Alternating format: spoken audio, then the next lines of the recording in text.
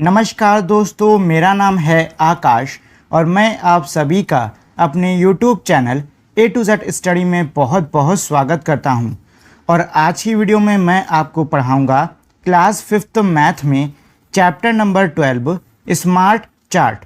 और इस वीडियो में आगे बढ़ने से पहले अगर आप लोगों ने अब तक इस वीडियो को लाइक नहीं किया है तो इसे लाइक कर दीजिए, अपने दोस्तों के साथ में इस वीडियो को आप लोग शेयर कर दीजिए और साथ ही में अगर आप नए हो तो मेरे चैनल को आप लोग सब्सक्राइब भी कर दो। और अगर आप लोगों ने अब तक मेरे टेलीग्राम चैनल को भी ज्वाइन नहीं किया है तो जाके आप उसको भी ज्वाइन कर लीजिए, क्योंकि मेरे यूट्यूब चैनल पर आने वाले जितने भी वीडियोस हैं उनका PDF आपको मेरे टेलीग्राम चैनल पर ही मिलेगा। Yamini did a project animals and birds. She asked each children of her class about one favourite pet animal. She used tally marks to record each answer. For example, if someone said cat, she put one line in front of cats. When someone said cat again, she add a line. So, आप देख रहे हो इस तरीके का structure हो गया, means 2 cat and 5 lines means इस टाइप का structure means 5 cats. In all 24 children said cat was their favorite animal. Help Yamini complete the table. देखिए इसमें क्या कह रहा है कि एक बच्ची है जिसका नाम है यामिनी। यामिनी ने एक प्रोजेक्ट किया जो कि था जानवर और चिड़ियों यानी कि एनिमल्स और बर्ड्स के ऊपर। उसने अपने क्लास के सभी बच्चों से पूछा कि उनका फेवरेट जानवर कौन सा है और फिर उसने उस हिसाब से टैली मार्क लगाए। अब टैली मार्क कैसे लगाए मैं आपको बताता हूँ। मान लीजिए एक बच्चे ने ये कहा कि उसको बिल्ली अच्छी लगती है तो यामिनी ने ऐसे निशान लगा दिया। अब एक और बच्चा आता है, वो कहता है कि मुझे भी बिल्ली अच्छी लगती है तो यामिनी इस पर फिर ऐसे निशान लगाएगी। अब मान लो तीसरा बच्चे से पूछा, तीसरे बच्चे ने कहा कि मुझे बिल्ली अच्छी लगती है तो यामिनी ऐसा तीसरा मार्क लगा देगी। अब इसके बाद में चौथा बच्चा, उसने कहा कि मुझे भी बिल्ली अच्छी लगती है तो ऐसे चौथा मार्क लग गया। और फिर आखिर में अगर पाँचवा बच्चा फिर से कहता है कि मुझे भी बिल्ली अच्छी लगती है तो उसने ऐसे पाँचवा निशान लगा दिया। मतलब ये है कि इस प्रकार के जो पूरा शेप है इसका मतलब क्या है, 5 एनिमल्स या फिर कोई भी 5 चीज़ें। ठीक है, अच्छा। और साथ ही में एक चीज़ आपको और ध्यान देना है कि जब जब सेम एनिमल या सेम जानवर कोई बोलेगा कि उसको अच्छी लगती है तो इस तरीके से जो लाइंस हैं वो बढ़ती जाती हैं। ठीक, इस तरीके से बढ़ती जाएंगी। चलिए अच्छा, अब ज़रा हम लोग इस टेबल पे आते हैं। तो यहाँ पे जानवर कौन कौन से हैं? यहाँ पे हैं बिल्ली, कुत्ते, खरगोश, गाय, पैरट्स मतलब तोता, बकरी और स्क्वायरल यानी कि गिलहरी। तो देखो ये बताओ यहाँ पहले वाले में, ये जो हमारा पहला वाला है इसमें कितने एनिमल्स हैं? तो देखो मैंने आपको क्या बताया था कि इस तरीके का स्ट्रक्चर हमारे 5 जानवरों के बराबर है कि नहीं है। आप लोग चाहो तो काउंट कर सकते हो, 1 लाइन, 2 लाइन, 3 लाइन, 4 लाइन और ये 5 लाइन। तो 5 का अगर ये है तो 5 का ये भी होगा, 5 का ये भी होगा, 5 का ये भी होगा, होगा कि नहीं होगा? तो 5 ये हो गया, 5 ये हो गया, 5 ये हो गया और 5 ये हो गया और 1 2 3 4 4 ये हो गया। तो इन सबको आप लोग आपस में ऐड करोगे, आंसर आएगा 24। ठीक, इसी तरीके से चलिए हम लोग कुत्तों को यानी कि डॉग्स को भी ऐड कर लेते हैं। तो 5 आपको पता है ये है तो 5 ये भी होगा, 5 ये भी होगा, 5 ये भी होगा, ये भी 5, ये भी 5 और ये 6 7 सॉरी 1 2 2 ये हो जाएगा।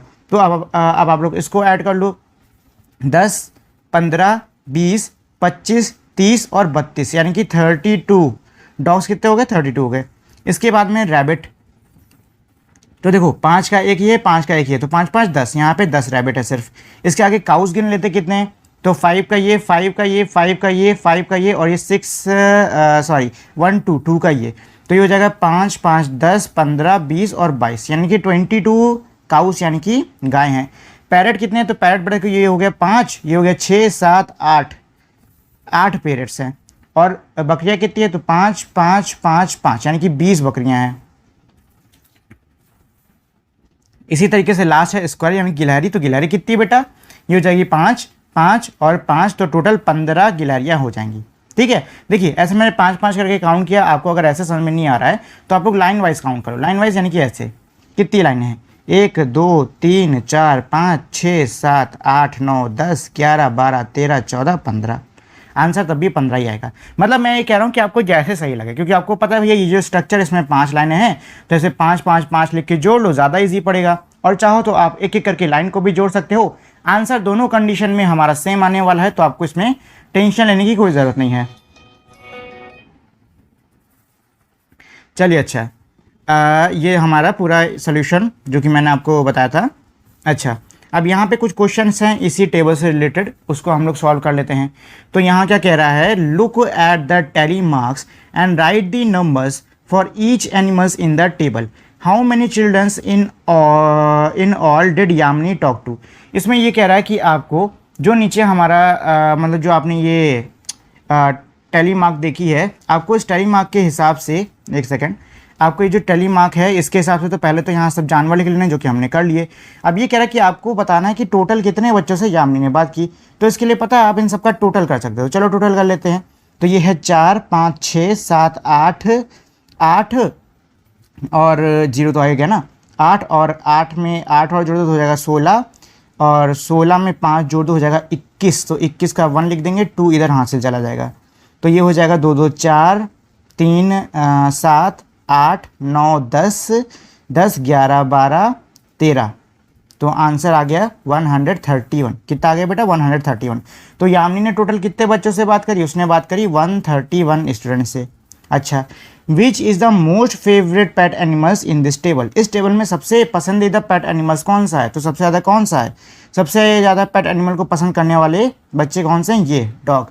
डॉग को सबसे ज़्यादा बच्चों ने यानी कि 32 बच्चों ने पसंद किया है। अगला क्या है, which pet animal will you like to have, what will you name it, which other animals can be kept at home, discuss.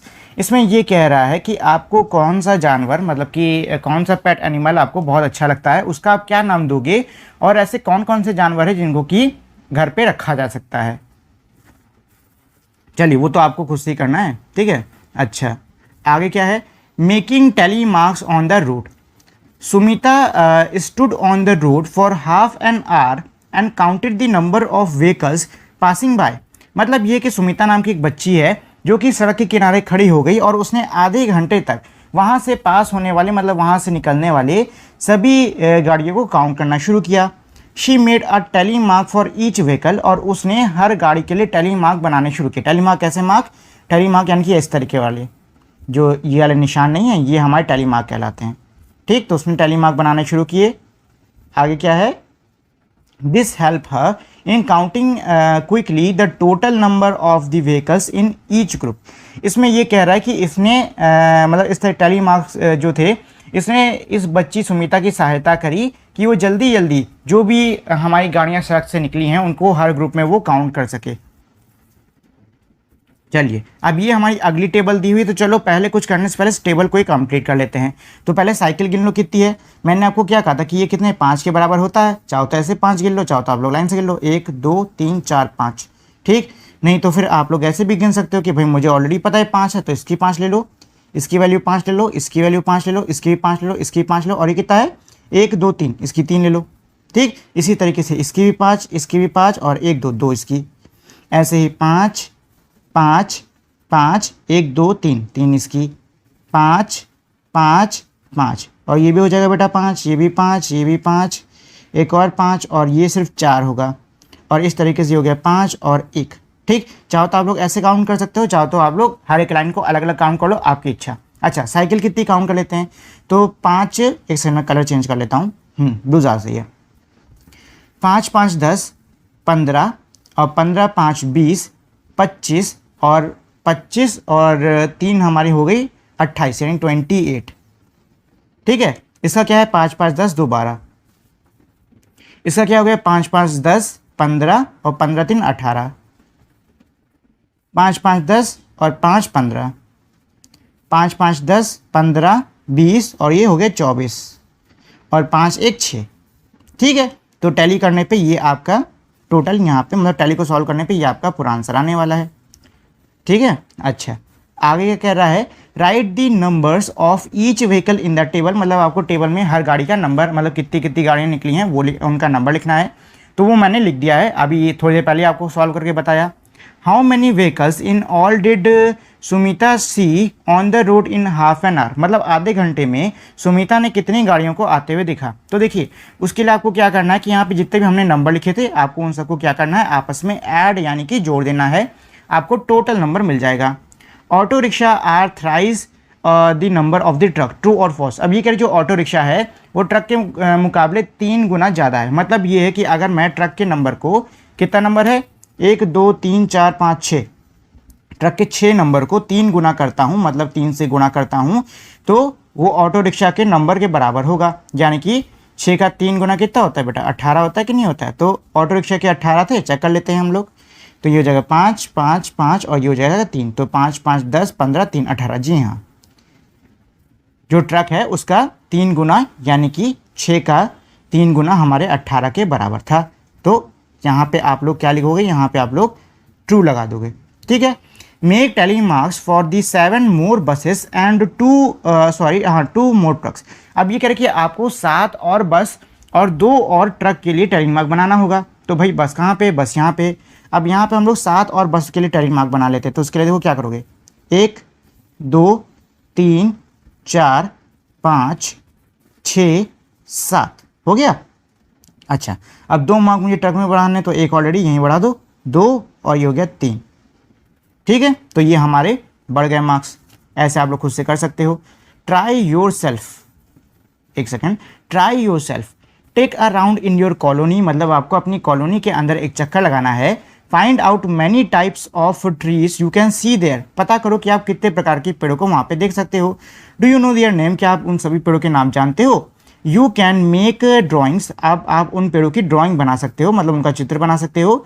Use tally marks to note the number of the different trees, और tally mark का आप इस्तेमाल कर सकते हो अलग अलग प्रकार को नोट करने के लिए, मतलब कितने कितने पेड़ आए हैं उनके अलग अलग नंबर्स को नोट करने के लिए।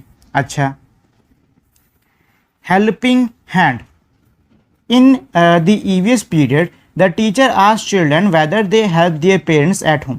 मतलब ये कि EVS की यानी कि इन्वायरमेंटल स्टडी के पीरियड में जो टीचर हैं, जो अध्यापक हैं, वो बच्चों से ये पूछते हैं कि क्या ये जो बच्चे हैं ये अपने माता पिता का घर में हाथ बटाते हैं। There were different answers. अब इस सवाल के अलग अलग टीचर को जवाब मिले। Childrens name the work in which they help their parents the most, और बच्चों ने उन कामों में मतलब उन कामों के नाम लिए जो जिसमें वो लोग सबसे ज़्यादा हाथ बटाते हैं अपने घर वालों का।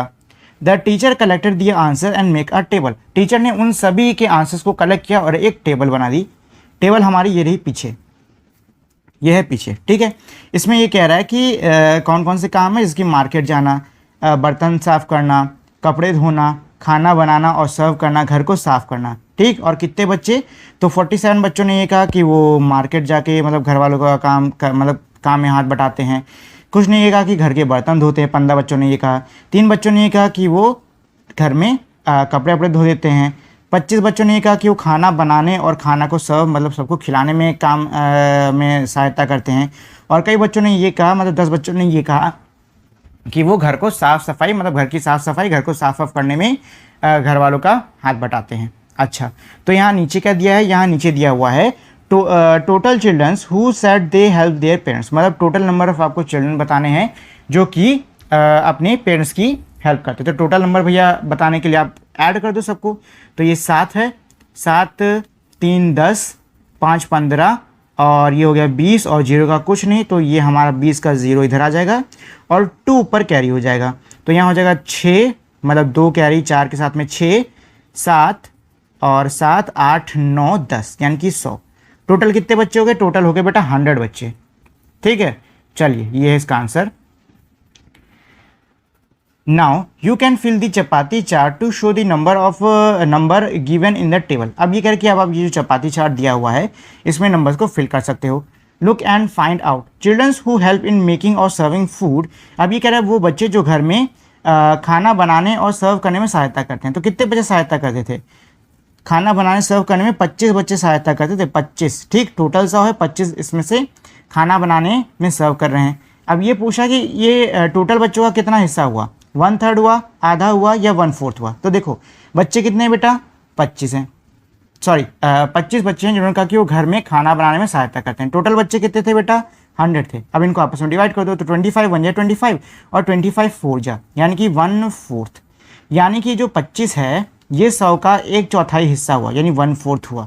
तो यहाँ पे आप कौन सा ऑप्शन टिक करोगे, 1/4 वाला टिक करोगे और ये हमारा 1/4 दिखने में लग रहा है, तो यहाँ पे आपका 25% आ जाएगा। ठीक है, इस तरीके से इसको आप कर दोगे।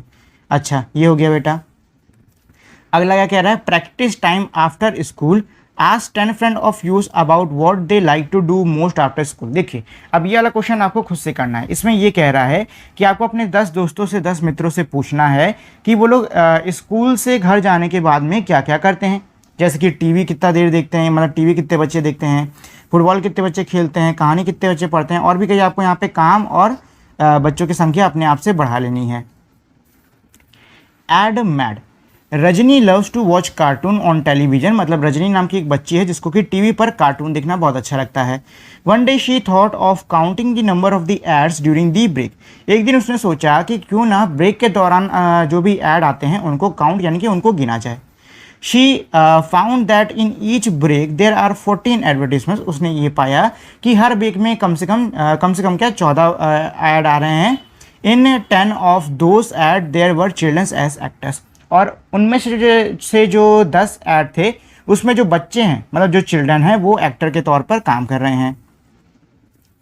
Y do you think the childrens are used in so many ads, अब इसमें ये कह रहा है कि आपको क्या लगता है कि बच्चों को इतने सारे ऐड के अंदर क्यों इस्तेमाल किया जा रहा है। देखो ये बेटा एक तरीके से समझ सकते हो, एक ये मार्केटिंग स्ट्रैटेजी होती है जो कि अक्सर इनकी ऐड की जो भी कंपनियां हैं इनके द्वारा इस्तेमाल में ली जाती है, यूटिलाइज की जाती है। मान लीजिए आप लोग कार्टून देख रहे हो, ठीक, तो कार्टून कौन, बच्चे देखते हैं, तो कार्टून के बीच में ये ऐसे ऐड डालते हैं जिसमें बच्चे होते हैं, और फिर उस ऐड के अंदर क्या दिखाएंगे कि मान लो कोई बच्चा है जो कि किसी खिलौने से देख रहा है। अब बच्चों की एक अक्सर बहुत ही एक तक खराब क्या कह सकते हो एक आदत होती है कि वो जब भी किसी और बच्चे के हाथ में कोई खिलौना देखते हैं, उसको खेलता देखते हैं, तो उनकी इच्छा होती है कि उनके पास भी वैसा ही खिलौना हो। तो अगर बच्चा कार्टून के दौरान ऐसे ऐड दिखेगा तो क्या करेगा कि वो जाके मम्मी पापा से जिद करेगा कि उसको वो ऐड वाला खिलौना दिला दें, जिससे कि क्या होगी कि जो ऐड कंपनी मतलब जो भी कंपनी ऐड लगा रही है उसकी सेल बढ़ जाएगी। तो ये एक मार्केटिंग स्ट्रैटेजी होती है, ठीक। Use tally marks to count, देखो इसके अलावा भी और भी कई सारे रीजन होते हैं, ये मैंने बस आपको एक छोटा सा रीजन बता दिया। Use tally marks to count the number of ad during a short break in a programme. अब ये कह रहा है कि मान लो आप कोई प्रोग्राम देख रहे हो और उस प्रोग्राम के बीच में जब भी हमारा ब्रेक आता है और उस ब्रेक में कितने ऐड आ रहे हैं, आपको टेली मार्क्स की मदद से उनको काउंट करना होगा। आगे कह रहा है were there ads during news programme. अब ये पूछा क्या न्यूज़ प्रोग्राम के दौरान ऐड आते हैं? जी हाँ आते हैं, बहुत सारे ऐड आते हैं। अच्छा, try yourself next time when you watch your favourite TV programme count the number of advertisement during each break. अब ये कह रहा है अगली बार जब आप लोग अपने मनपसंद टीवी प्रोग्राम को देखो तो उस टीवी प्रोग्राम के बीच में जो भी ब्रेक आ रहा है उसमें जितने भी ऐड हैं उनको आपको काउंट कर लेना है। यूज टेली मार्क्स, और फिर आपको उसमें टेली मार्क का प्रयोग करना है। Put a dot below the tally marks, और आपको जो टेली मार्क्स हैं उनके नीचे डॉट आपको लगाना होगा। When you find children's in any advertisement, और उन ऐड में आपको जितने जितने बच्चे दिखते जा रहे हैं उतने उतने आपको डॉट लगाते जाने हैं। मतलब आपको टेली मार्क भी बनाना है। और मान लीजिए पहले ऐड नॉर्मल था लेकिन दूसरे ऐड में बच्चा आया, तो दूसरे ऐड में ये जो आपने टेली मार्क लगाया है इसके नीचे ऐसे डॉट लगा दो, ठीक। इस तरीके से करने को आपको कह रहे हैं। चलिए अच्छा, आगे क्या कह रहा है? आगे इसमें कह रहा है hot and cold, have you seen the weather report on TV और इन न्यूज़पेपर। अब ये कह रहा है कि क्या आपने अखबार में वेदर रिपोर्ट यानी जो मौसम की रिपोर्ट या मौसम का हाल चाल है वो देखा है।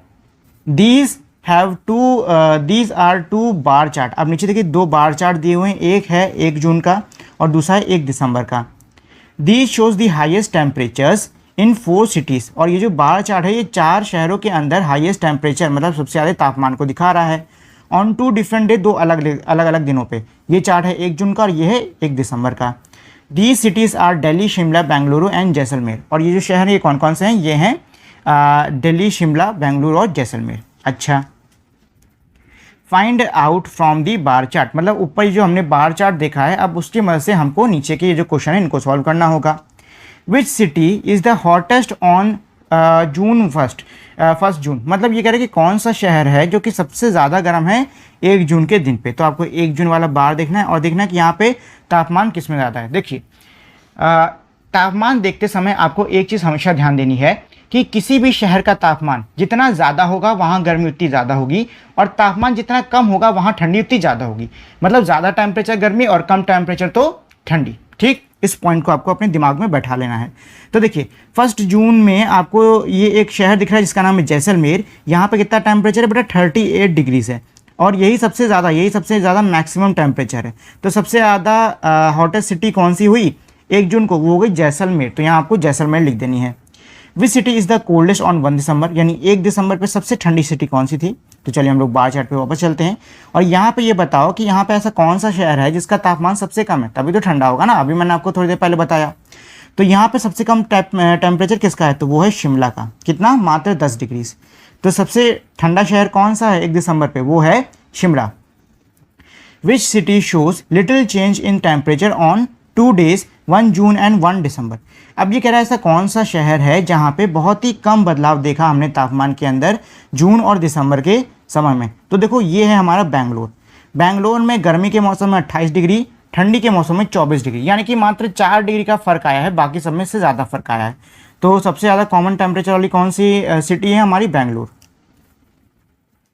ये देखिए यहाँ पे सब लिखा भी हुआ है सोल्यूशन। अच्छा अगला क्या है, अगला है try yourself on any one day choose any 3 cities and record their temperature from TV और newspaper, make a bar chart in your notebook and ask your friends a few questions about it, see if they understand your chart. इसमें ये कह रहा है कि किसी भी दिन आपको क्या करना है, कोई भी 3 cities आपको चुननी है और किसी भी दिन पे आपको उनके टेम्परेचर को रिकॉर्ड कर लेना है। और जिस तरीके से हमारे यहाँ पे एक हमको बार चार्ट देखने को मिला था, ऐसे ही आपको उन 3 cities का बार चार्ट बनाना है, और उन बार चार्ट से मतलब उस बार चार्ट से जो कि आपने बनाया है उससे जुड़े आपको सवाल अपने दोस्तों से पूछने हैं। तो आपको उसमें मतलब पूछने हैं और इसमें कुछ नहीं करना।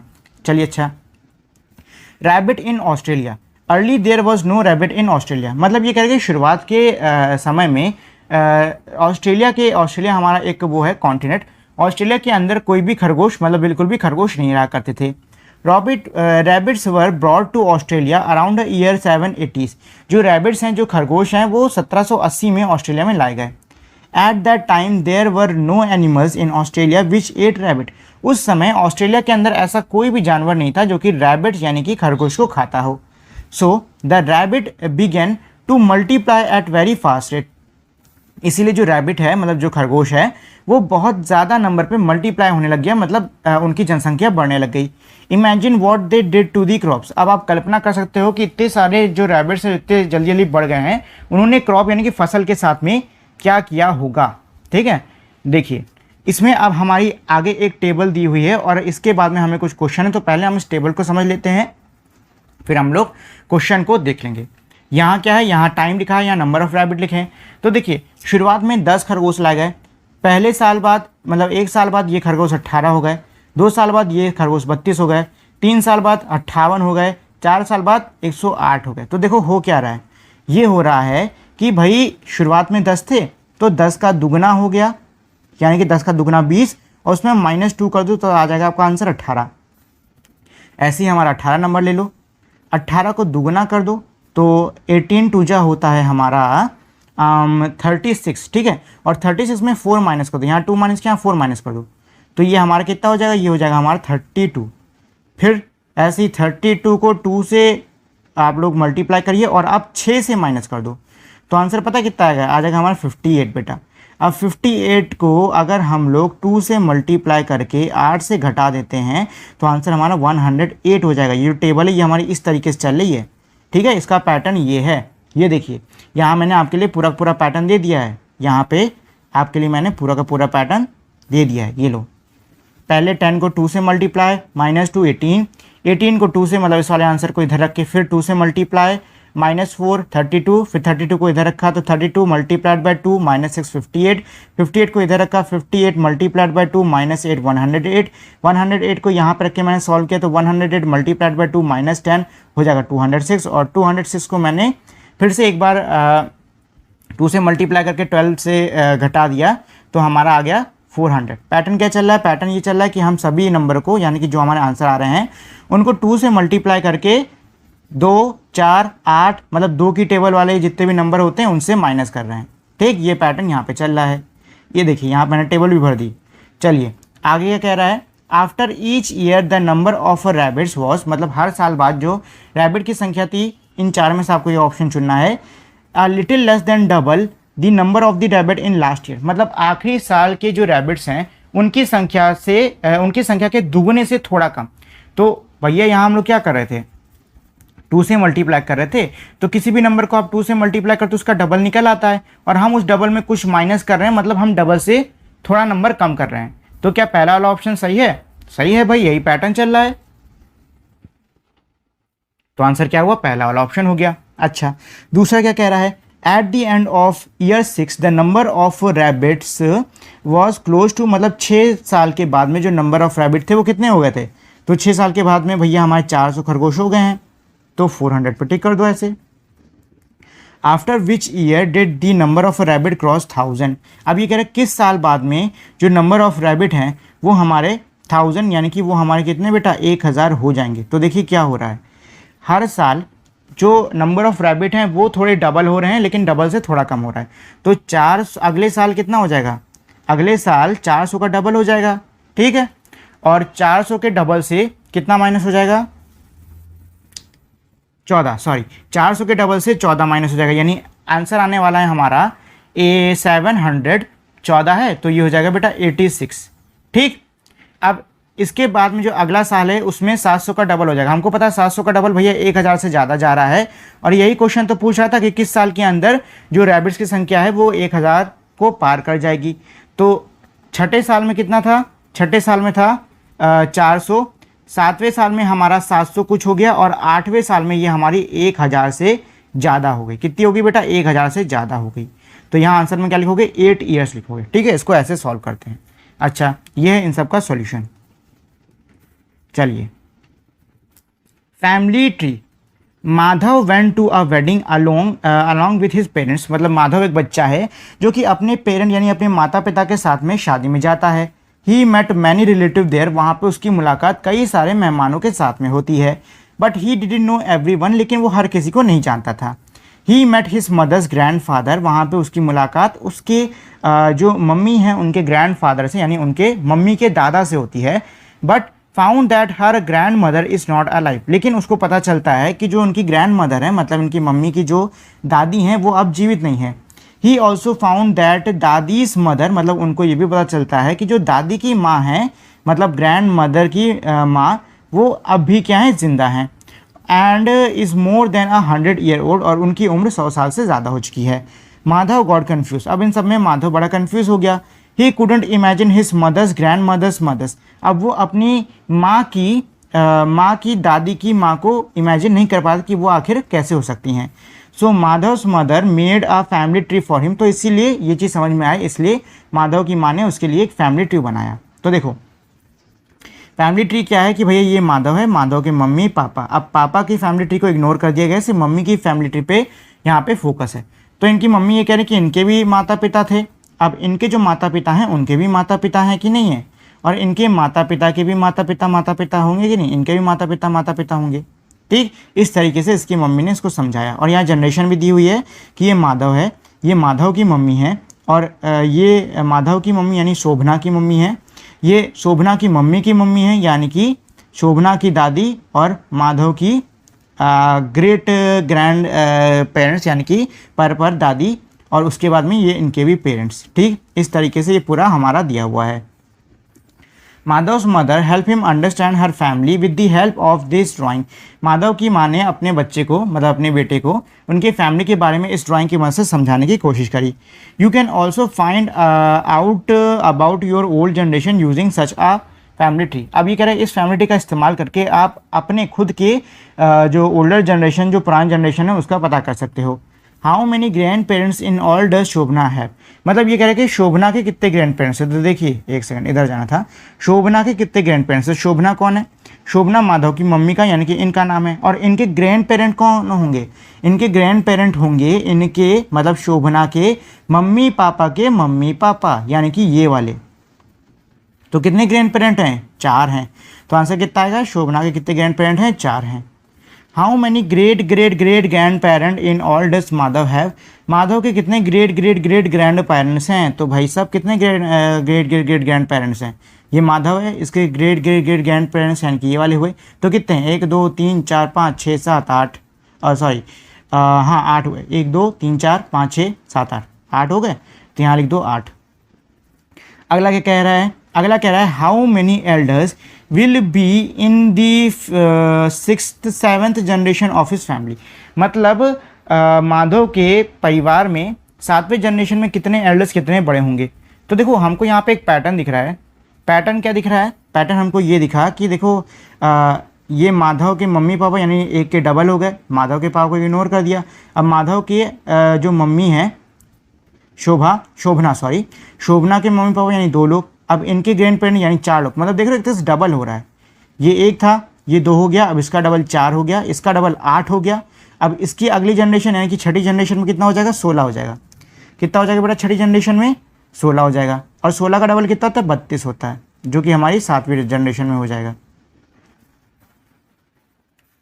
क्या कह रहा है, if he takes his family tree forward in which generation will he find 128 elders. मतलब किस जनरेशन में उसको 128 यानी 128 एल्डर मिलेंगे।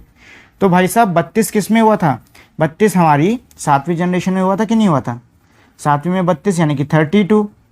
ठीक, अब इसकी अगली जनरेशन में यानी कि 8वीं में इसका दुगना यानी कि 64 64 हो जाएगा। अब इसके बाद में जो 9वीं जनरेशन है उसमें कितने हो जाएंगे, इसके डबल यानी कि 128 हो जाएंगे। तो 128 कौन सी जनरेशन में हुए हैं, 9वीं जनरेशन में हुए हैं। ठीक है, इस तरीके से ये इसका आंसर है। ये देखो, ये पहले दूसरे के आंसर, ये है तीसरे वाले का आंसर बेटा, और ये है आपका लास्ट यानी कि 4th वाले का आंसर। ठीक है, चलिए अच्छा, आई थिंक ये लास्ट, हाँ ये लास्ट क्वेश्चन है, इसके बाद में आपका चैप्टर खत्म।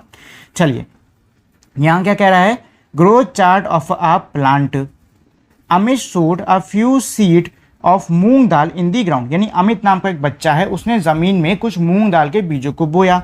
दी height of the plant grew to 1.4 centimetre in first 4 days। अब ये कह रहा कि जो उसकी हाइट थी वो 4 दिनों के अंदर, मतलब उसको बोने के 4 दिनों के अंदर 1.4 सेंटीमीटर जितनी लंबी हो गई। 1.4 मतलब ये मान लो छोटा सा, इतना बड़ा 1.4 के बराबर होगा। After that it started growing faster. मतलब ये कह रहा है कि उस 4 दिनों के बाद में जो पौधा है वो तेजी से बढ़ना शुरू हो गया।